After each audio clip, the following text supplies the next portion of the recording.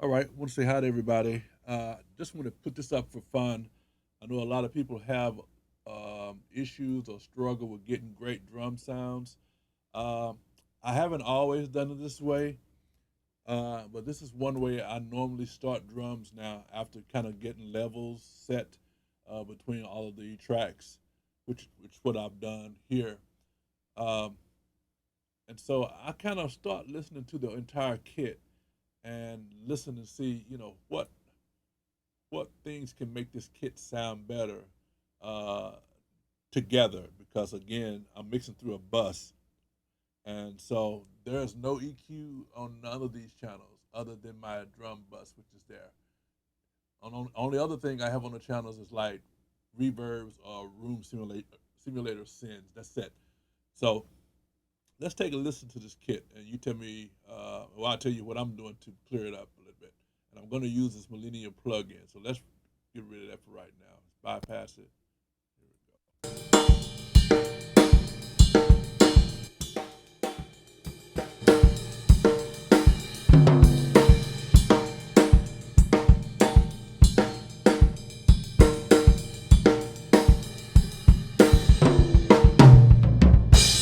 So the first thing I notice is, sorry about that, is the tom sound kind of woofy, kind of boomy, not really defined or clear. So I'm going to use this plugin. This is one of the UAD plugins called Millennia. Pretty impressive plugin. I don't use it a lot, but I'm using it definitely for this demonstration and may start using it more often. So I would say your woofiness is normally around 150, 200 hertz range. So I'm going to try this at 150 and take some of that out.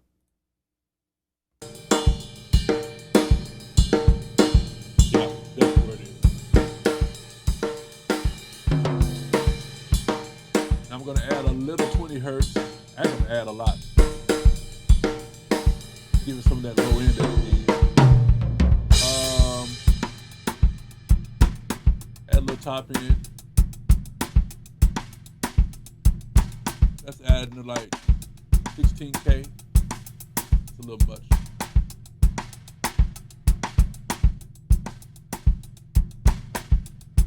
I may leave that one alone. Kind of like that. So that's adding like 2K, which is really a great frequency for drums. So this is without it, and that's with it. I'll take a little more 150 out.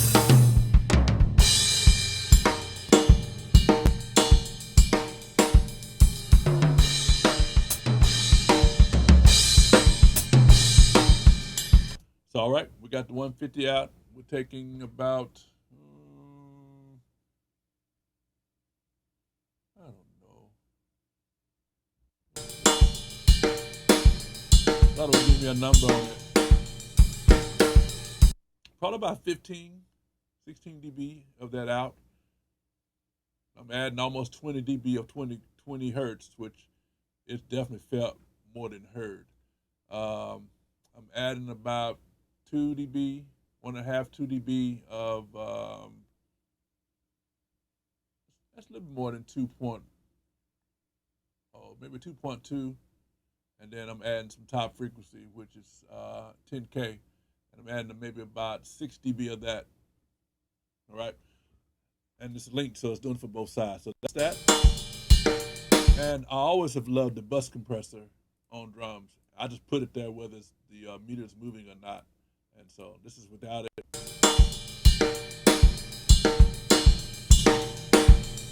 That's with it. Turn the level down.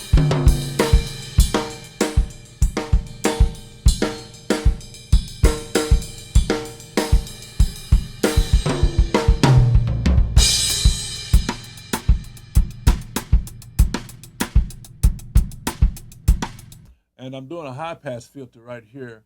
Just I don't want the compressor so much on the kick. I want that transit to really come through. I'm not doing 100%. I'm kind of doing parallel or wet dry, which I'm running. This is by 82%, and then the threshold is set to 3.2, slow attack, and then a high ratio. kind of like you would do almost a nuke, and then I'm blending it here. So without,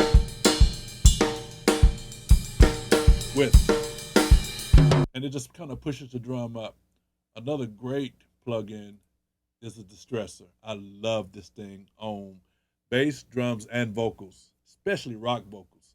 So this is without it, with it. And so I got it set to a very slow attack, a very fast release. Got the input about 4.5. I'm basically just, and it's like a 61 ratio.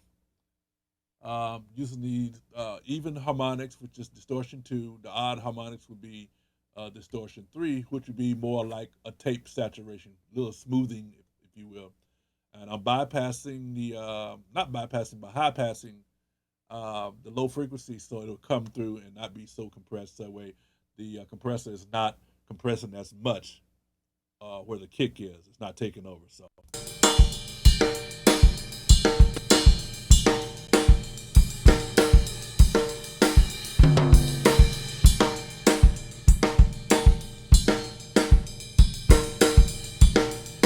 And what it does with this setting, it kind of adds a little length to the kit, which I love that. Definitely for the toms and snare. It kind of adds air as well.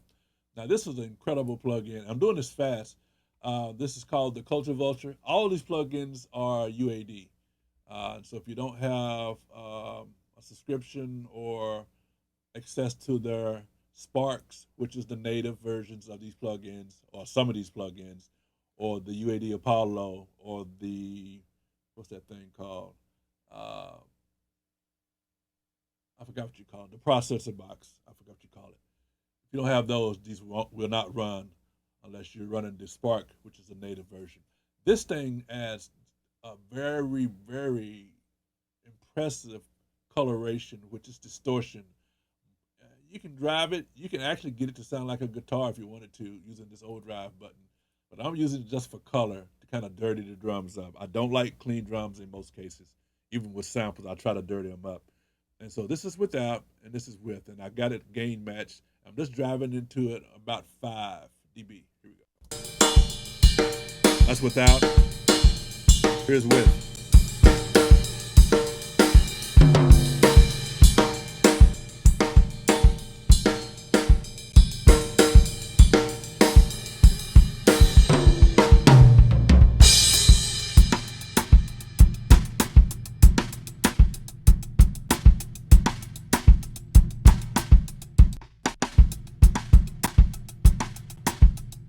And so it's very subtle, but in the mix, it makes a huge difference with the texture and sound of your drums.